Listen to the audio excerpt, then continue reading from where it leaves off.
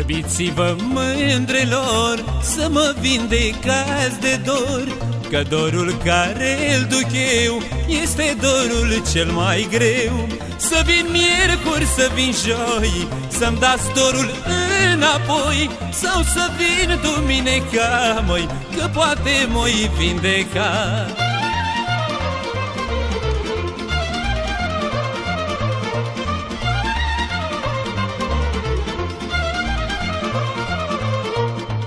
Mândrelor, mânca varboala, eu v-am iubit toată vara, v-am iubit la rând pe toate, făcui sute de păcate. Știu că am fost cam păcătos, că am iubit și în zi de post. Te-am iubit în postul mare, Dumnezeu mi-o da iertare.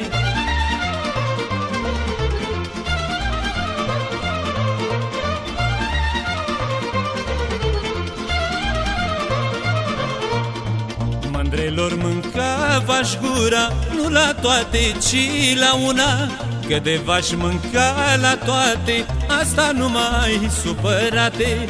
Boala care m-a lovit nu e boală de cuțit, este boală de iubit, că prea mult am suferit.